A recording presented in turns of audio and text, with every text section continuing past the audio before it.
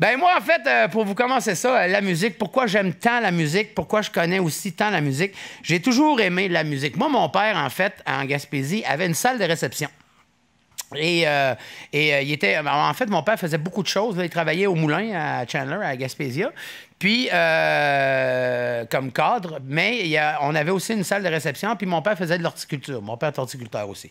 Fait que, ouais. Fait que moi, je connais rien d'un fleur parce que moi, je voulais jouer au hockey. Mais mon père m'emmenait planter des astis d'hibiscus, puis des...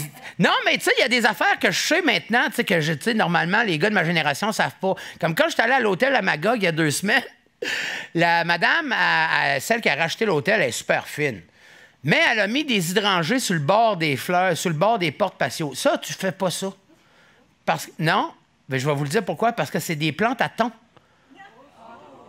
Fait que si t'as un hôtel, tu peux pas mettre d'hydrangée sur le bas. Oh, j'ai adoré ça. On dirait que je connais ça. C'est la seule affaire que je sais des fleurs.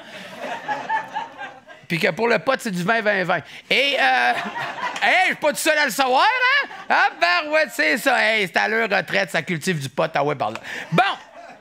Alors, j'ai quand même rempli le questionnaire, moi aussi. Ça faisait bizarre à moi de remplir le questionnaire. Ah oui, pourquoi j'aime la musique, c'est ça. Parce que quand j'allais avec mon père mettait toujours la radio quand il allait planter des fleurs. Il y avait toujours un petit radio rouge, là, tu sais, qu'on mettait avant ça, c'est les bicycles, tu vissais ça, hein, tu sais, puis tu avais un criard jaune, poup, poup. Ben, mon père, il emmenait tout le temps ça parce que tu pouvais mettre, c'était là-dedans, c'était des grosses batteries de dés qu'il y avait là-dedans. Puis, il en met tout. Fait que j'écoutais toujours la radio, toujours la musique. Puis moi, ben, au secondaire, j'ai eu un petit bout d'intimidation. Puis la musique, pour moi, ça a été bien salutaire parce que ça me permettait... tu sais, quand t'es gros assis à une table, tu peux te faire écœurer, mais quand t'es gros avec une guitare dans les mains, le monde dit « Hey, il joue bien de la guitare, le gros. » Tu sais, fait que il y avait quelque chose de positif dans... Il y avait toujours le gros qu'il y avait au bout de la ligne, mais il y avait quelque chose de positif là-dedans.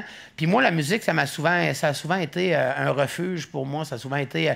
tu sais, quand j'avais peut-être, je sais pas, 11 ou 12 ans, tu sais, mon père m'a acheté une table tournante que j'avais dans ma chambre. J'écoutais tous les disques que mon père, il se débarrassait à la salle de réception. Moi, je les emmenais chez nous puis je les écoutais.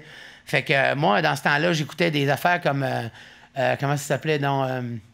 Au revoir. Au revoir. De quitter. J'étais allé me parquer en avant de son balcon, puis j'ai chanté Rock de velours avec la musique au fond dans le char, puis je disais t'es mon rock de velours, t'es ma toune d'amour, bébé tu me tirailles dans toutes mes entrailles. Mais c'est vraiment du bon monde puis trippant. Mais j'ai commencé à écouter ça, de la musique en français, plein d'affaires. Ma mère écoutait beaucoup de jazz, mon père écoutait beaucoup de musique country. Fait que j'ai vraiment trippé musique très très jeune. Et après ça, en arrivant à Québec, j'ai été disquaire chez Archambault pendant 7 ans. Dans le Vieux-Québec, avant ça, ça s'appelait Musique d'Auteuil.